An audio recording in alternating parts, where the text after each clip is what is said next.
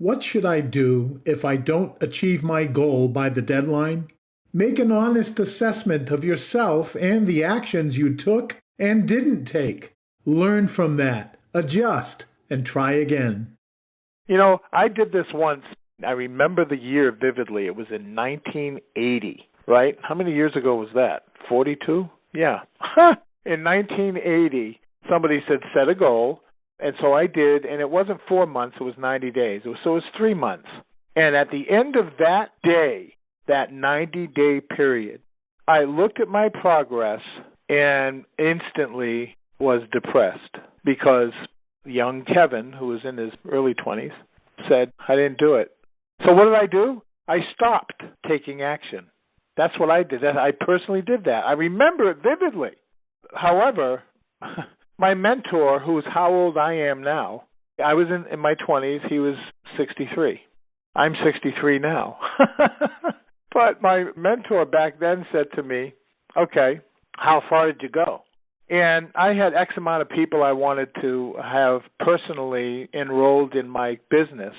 I fell short of that tremendously. He said, okay, well, how many?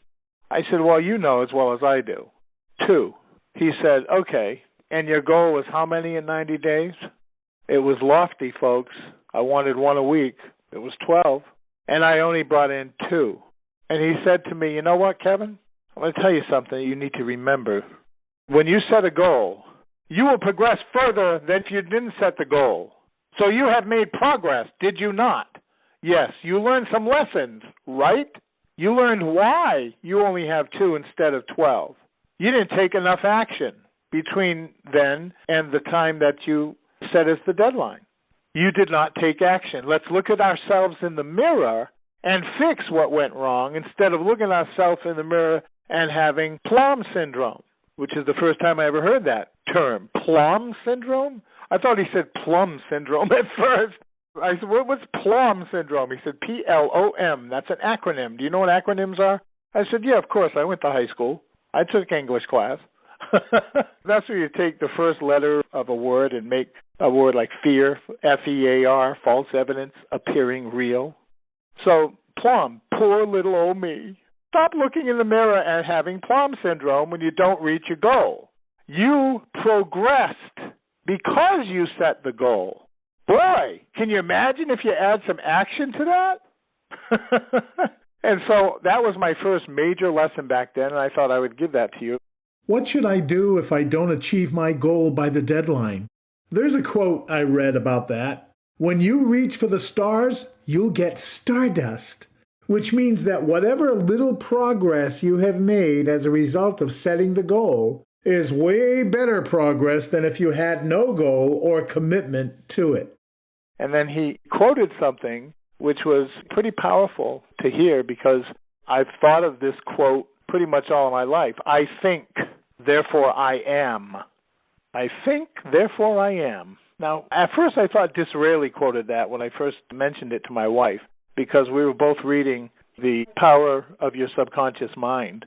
That just goes right along with it. You think, therefore you are. Belief. Boy, I'll tell you, that's a powerful thing when you actually believe it. Even if you don't know how it's going to happen, you choose to believe it. And people look at you like, oh, you look weird. Scooby-Doo would make that little noise. Oh, look at you like you were weird. But yeah, I think, therefore I am. No, you're not weird. You're just using the power that's inherent within all human beings.